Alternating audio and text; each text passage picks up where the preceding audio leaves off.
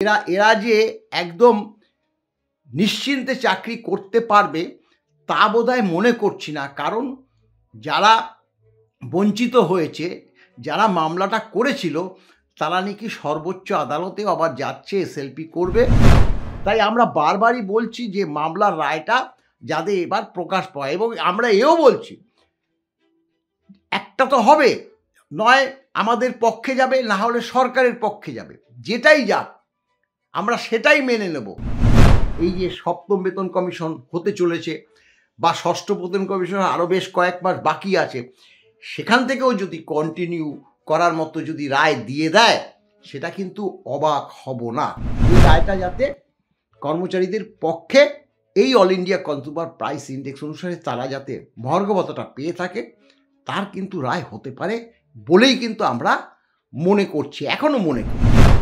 Sir, একেবারে আমরা 26,000-এর চোখের জল দেখেছি কোর্ট চত্বরে, অন্যদিকে একেবারে 32,000-এর উল্লাস আবির খেলা দেখতে পাচ্ছি।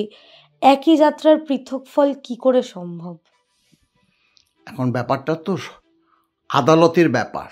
আদালতের যে জাজরা তারা কি রায় দেবে না দেবে সেটা সম্পূর্ণ তাদের উপরই নির্ভর করে। কিন্তু আইনের প্রেক্ষিত যদি না থাকে, তাহলে তো সাধারণ মানুষ থেকে সবাই সমালোচনা করতে পারে। এই যে 32,000-এর ব্যাপারটা, আমরা যেটা যারা মামলাকারী বা তাদের আইনজীবীরা তাদেরকে প্রায় বলতে শুনেছি যে এসএসসির থেকেও এই যে প্রাইমারির যে দুর্নীতিটা মারাত্মক হয়েছে, এবং তার প্রমাণ তো আমরা দেখেছি। পার্থ চট্টোপাধ্যায়, সুবীরেশ বাবু, তারপরে অনেকেই জেলবন্দি পর্যন্ত ছিল, এমএলএ তারাও জেলবন্দি ছিল একমাত্র এই প্রাইমারির ক্ষেত্রে দুর্নীতির কারণে। এবং প্রাইমারির দুর্নীতিটা হয় খুব সহজে, কারণ প্রাইমারির ক্ষেত্রে যে হায়ার এডুকেশন লাগে সেটাও না, অভিজ্ঞতা লাগে সেটাও না, একমাত্র টেট পাসের ব্যাপার থাকে। কিন্তু এই যে 32,000-এর ক্ষেত্রে টেট পাসের ব্যাপারটাও ছিল না, যেটা ছিল 10,000, 42,000 পোস্ট ছিল, 10,000 তারা কিন্তু নির্বিঘ্নেই চাকরি করছে। এখন সেক্ষেত্রে সবাই ভেবেছিল যে বোধহয় কড়া পদক্ষেপ হাইকোর্ট নেবে, কিন্তু আমরা দেখলাম যে এই যে 32,000-এর সবারই চাকরি রয়ে গেল। এখন দেখুন ব্যাপারটা কি, এটা প্রশ্নটা উঠেছে যে আদালত তো আবেগে চলে না, আদালত আইন দেখে, সাংবিধানিক পর্যালোচনা করে, সেই পরিপ্রেক্ষিতে রায় হয়। এখানে যেহেতু তাদের একটা নির্দেশ ছিল যে এই যে 8-9 বছর চাকরি করার পর যদি চাকরি চলে যায়, তাদের পরিবার মারাত্মকভাবে এফেক্ট হবে। হ্যাঁ, এর মধ্যে কোনো কিন্তু নেই। আমরা বারবার বলি, আমিও বলেছি যে একজন বেকার, যে সে কোন চাকরি করছে না, সে ছোটোখাটো মানে কাজ করে তিনি নিজের জীবনযাপন করছে, আর যিনি চাকরি করছেন, সংসার ধর্ম হয়েছে, হঠাৎ করে তাদের যদি চাকরিটা চলে যায়, তার মধ্যে তারা মারাত্মকভাবে সমস্যায় পড়ে। কিন্তু ব্যাপারটা তো সেটা তো আমি মনে করতে পারি, আরও কেউ মনে করতে পারে। মনে করলে তো একটা দেশ বা একটা রাজ্য চলে না। তাদের কতগুলো সাংবিধানিক ধারা আছে, আইনি ধারা আছে, সেই মাধ্যমে সেই প্রক্রিয়াতেই রাজ্য বা দেশ চলে। এখন আমরা লক্ষ্য করেছি যে এই 32,000 চাকরি যেভাবে দুর্নীতি হয়েছে, আমরা দেখুন দুর্নীতি তো আমরা তো আর আইনজীবীরা, আমরা সাধারণ মানুষ, আমরা মিডিয়া এবং প্রিন্ট মিডিয়া যে সকল ঘটনাগুলো উঠে এসছে সেটাই আমরা দেখেছি, এবং আমরা তখন আলোচনাও করেছি যে এইভাবে যে যদি শিক্ষক হয়ে যায় এবং ভিত প্রাথমিক শিক্ষক যারা, তারা ভিতটা কিন্তু তৈরি করে আগামী প্রজন্মে, তারা যদি কিছু না জানে তাহলে তো স্বাভাবিকভাবে আগামী প্রজন্মের অবস্থা খুবই দুর্বল হবে। তা এখন সরকার এই দুদিন আগেও আমি একটা দেখেছিলাম, মাননীয় অমৃতা সিং মহাশয় বলছিল একজন মামলাকারীকে যে আপনি কাজের আপনার চোখের জলে কিন্তু কোর্ট প্রভাবিত হবে না, এই কথা বলছে। অর্থাৎ ঠিকই, আমি কোনো একটা অন্যায় করলাম বলে আমি গিয়ে কোর্টে কান্নাকাটি করলাম, পা ধরলাম, আর আমার 7 খুন মাফ হয়ে যাবে তা তো নয়। হ্যাঁ, সেক্ষেত্রে তবুও যেহেতু উচ্চ আদালত রায় দিয়েছে, কঠোরভাবে সমালোচনা আমরা করতে পারি না বা করবও না। তবে যেটা শুনছি, এরা যে একদম নিশ্চিন্তে চাকরি করতে পারবে তা বোধহয় মনে করছি না। কারণ যারা বঞ্চিত হয়েছে, যারা মামলাটা করেছিল, তারা নাকি সর্বোচ্চ আদালতেও আবার যাচ্ছে, এসএলপি করবে, এবং সেই পরিপ্রেক্ষিতে সর্বোচ্চ আদালতও আবার কি রায় দেবে সেটাও কিন্তু সকলে নজরে রাখবে। স্যার, এসএসসি হোক বা প্রাইমারি, একই যাত্রা পৃথক ফল হলেও রায় অন্তত পাওয়া গেছে কিছু না কিছু। ডিএ রায় কি হবে? এত মাস বারংবার আপনারা বলছেন অক্টোবর, নভেম্বর, কখনো ডিসেম্বর, ডিএ কি শীত ঘুমে? দেখুন, এই প্রশ্নটা আমাদেরকে সবকটাই সাংবাদিক বলুন, ইউটিউবার বলুন, প্রশ্ন করে। এটা তো স্বাভাবিক।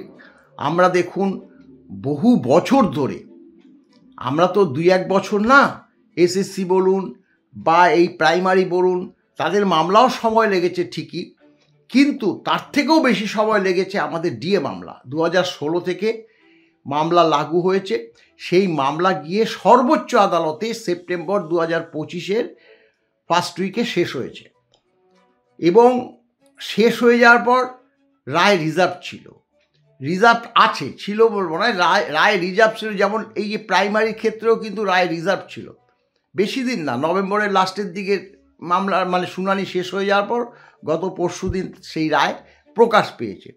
কিন্তু আমাদের যে রিজার্ভ ছিল সেটা গত 7ই সেপ্টেম্বর মামলাটা শেষ হয়ে যাওয়ার পর আজ পর্যন্ত আমরা কোনো সর্বোচ্চ আদালতের থেকে আমরা যে রায় প্রকাশ পেতে চলেছে সেই ইনফরমেশন আমরা পাবো না, আমরা জানি, কারণ এটা জানা যায় না কবে থেকে। অন্তত 2-1 দিন আগে যখন ওয়েবসাইটে অফিসিয়ালভাবে যখন জানিয়ে দেবে, তখনই আমরা জানতে পারবো যে অমুক তারিখে রায়টা প্রকাশ পাচ্ছে। কিন্তু স্বাভাবিকভাবে কর্মচারী সমাজ, বিশেষ করে অবসরপ্রাপ্ত কর্মচারী সমাজ, তারা মারাত্মকভাবে উদ্বিগ্ন হয়েছে, এবং উদ্বিগ্নর যথেষ্ট কারণ আছে।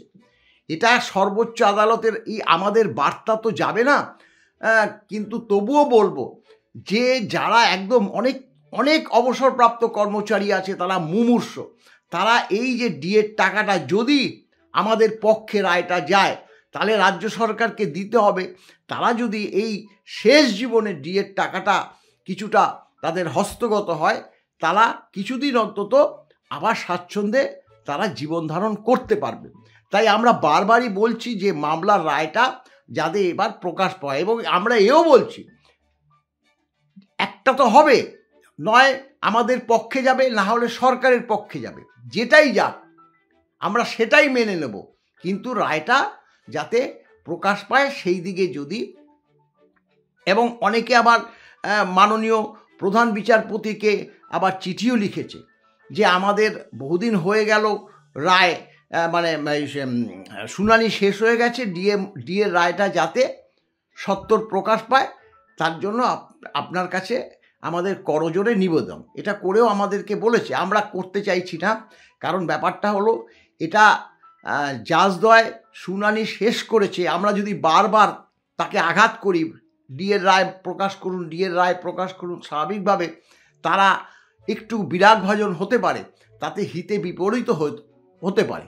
কিন্তু আমরা সাধারণ যে কর্মচারী সমাজ দেবে না নিশ্চয়ই আমি জানি, কিন্তু অবসরপ্রাপ্ত কর্মচারী সমাজ যে সুপ্রিম কোর্টে মাননীয় প্রধান বিচারপতিকে কিন্তু যে নির্দেশ এখনো পর্যন্ত আমরা পাচ্ছি না, ডিএর অর্ডারটা, সেটার জন্য কিন্তু কাতর আবেদন করতে পারে, এবং 2-1 জন কিন্তু করে আমাদেরকে জানিয়েছে। আমরা তো তাদেরকে বলতে পারি না যে না এটা করলে কিন্তু এটা হিতে বিপরীত হতে পারে। এটা ঠিকই হিতে বিপরীত হতে পারে, যদি এখন সত্যি কথা বলতে কি বারবার সবাই আঘাত করে। আমরা যতদিন না প্রকাশ পাচ্ছে ততদিন আমরা নিশ্চুপই থাকবো, কারণ আমরা মূল মামলাকারী। আমরা বলতে পারি না আপনি ডিএর রায় প্রকাশ করুন, রায় প্রকাশ করুন, রায় প্রকাশ করুন। আমাদের এটা ওয়েট করতেই হবে। সেটা কর্মচারী সমাজের কাছে বলছি যে আপনারা তো বহুদিন ওয়েট করেছেন, এমনকি একটা শুনানি 2 মাস 3 মাস পরে হয়েছে, তার জন্য ওয়েট করেছেন। তাই আমাদের কাছে, আপনাদের কাছে আমাদের স্বনির্বন্ধ অনুরোধ, আপনারা আর কিছুদিন ওয়েট করুন, নিশ্চয়ই প্রকাশ পাবে। এবং এই যে কিছুটা সময় লাগে, তো আবার এরকমও শুনলাম যে ডিসেম্বর মাসের লাস্টের দিকে প্রায় 10-12 দিন ছুটি আছে। সেই ছুটির মধ্যে যদি রায়টা লিখিত না হয়ে থাকে, আমরা কি হয়েছে, কতদূর হয়েছে, সেটা আমরা কিচ্ছু জানি না। যদি এই যে ছুটির মধ্যে যদি তারা রায়টা লিখে জানুয়ারি মাসের যে ফার্স্ট উইক, তাতে যদি প্রকাশ করতে পারে, এখন আমাদের সম্পূর্ণ একদম সর্বোচ্চ আদালতের দিকে তাকিয়েই থাকতে হবে। স্যার, একেবারেই শেষ একটি প্রশ্ন। আমরা দেখতে পেলাম 32,000-এর রায় একেবারে হাইকোর্ট থেকে পাওয়া গেল, এবং 26,000 supreme court, DA supreme court, RG করের রায়ও কিন্তু সুপ্রিম কোর্টের হাতেই ছিল। কোথাও না কোথাও গিয়ে সুপ্রিম কোর্টে গেলে মামলা পিছিয়ে যায় বারংবার। এই কথাটা কিন্তু আপনি যে খুব একটা ভুল বলেছেন তা না, কারণ আমরা দেখেছি, আমরা হাইকোর্ট থেকে 4-4টে রায় পেয়েছি, সেখানেও কিন্তু রায় রিজার্ভ ছিল, 1 মাসের মধ্যে প্রকাশ পেয়েছে, এবং আমরা 4টে রায় কিন্তু আমাদের পক্ষে গেছে। এখন সুপ্রিম কোর্টে যেহেতু মামলার শুনানি শেষ হয়ে গেছে, এখনো পর্যন্ত যে রায়টা প্রকাশ পাচ্ছে না। তবে হ্যাঁ, এই কথা তো ঠিকই, ডিএ মামলা খুব বড় মামলা, এটা সাধারণ ছোটোখাটো মামলা নয়। এমনকি সারা দেশে এই ডিএ মামলার একটা প্রভাব পড়বে।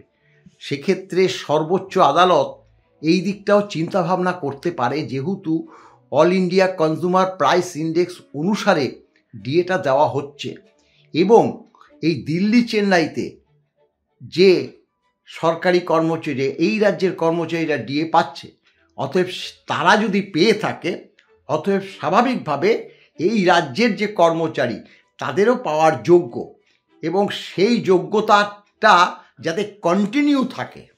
অর্থাৎ আমরা পঞ্চম বেতন কমিশনের যে মামলা করেছি, সেই মামলার শুধু রায়ের প্রেক্ষিত যে বকেয়া সেটা নয়, তারা যাতে পরবর্তী এই যে সপ্তম বেতন কমিশন হতে চলেছে, বা ষষ্ঠ বেতন কমিশন আরও বেশ কয়েক মাস বাকি আছে, সেখান থেকেও যদি কন্টিনিউ করার মতো যদি রায় দিয়ে দেয়, সেটা কিন্তু অবাক হব না।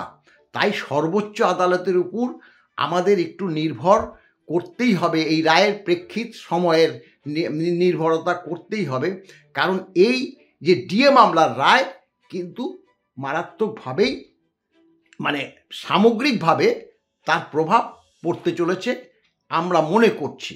কারণ অন্যান্য রাজ্য সরকার, এই রাজ্যের যে আইনজীবীরাই কিন্তু ধরিয়ে দিয়েছে যে অমুক অমুক স্টেট কিন্তু এখনও এই all India consumer price index অনুসারে ডিএটা দিচ্ছে না, তাই আমরাও দিচ্ছি না।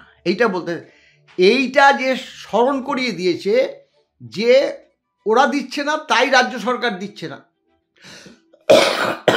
কিন্তু তাহলে কি হবে? তাহলে এটা তো আইনি পরিভাষায় তো ভুল। অন্যান্য অধিকাংশ রাজ্য সরকার এই all India consumer price index অনুসারে ডিএ পাচ্ছে, কেন্দ্রীয় সরকার পাচ্ছে, তাহলে কয়েকটা স্টেট গভর্নমেন্ট পাবে না কেন?